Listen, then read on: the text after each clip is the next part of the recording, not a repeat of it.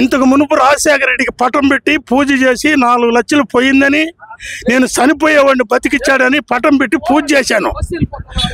నాకు రాజశేఖర రెడ్డి అంటే దేవుడు. నా ఇంట్లో ఆయన పటం పెట్టుకొని ఎప్పుడు కాపాడుకుంటా ఉన్నాను. నేను జగన్ దగ్గరికి రావాలని కూడా కోరుకున్నాను.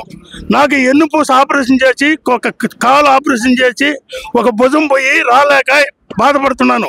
ఇప్పుడు నీతో కూడా కడపకు వచ్చి, కడప నుంచి నీతో కూడా ఇన్ని రోజులు గడపాలనుకొని ఆశపడుతున్నాను. నాకు వచ్చేదానికి ఏ అవధానం లేదు. కాబట్టి మళ్ళా జగనే వచ్చి ఈ పరిశ్రమలన్నీ జగన్ ఇచ్చినాడు. కాబట్టి ప్రతి ఒక్కరూ జగన్కి ఓటేసి అత్యధిక మెజార్టీతో గెలిపించాలని నేను జయప్రదం చేస్తున్నాను.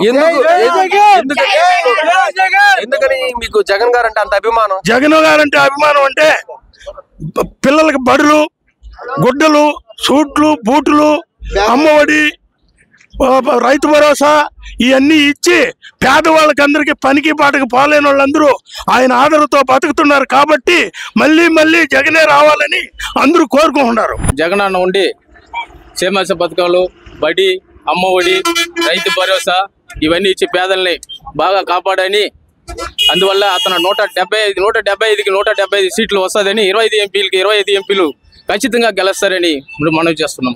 పోటీ పరంగా చూస్తే ముగ్గురు కలిసి వస్తున్నారు కాబట్టి ఆ ప్రభావం వైఎస్ఆర్సీపీ మీద ఏ విధంగా ఉండబోతుంది? ఏమి చూపిదన్న, జీరోతో పోతుంది.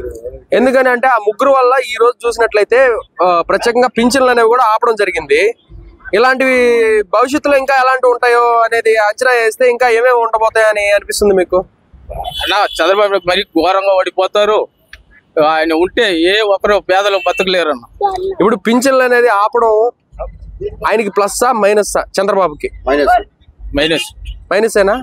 ఆ నిర్ణయం అనేది కరెక్ట్ కాదంటారా? కరెక్ట్ కాదన్న. ఎందువల్ల అండి?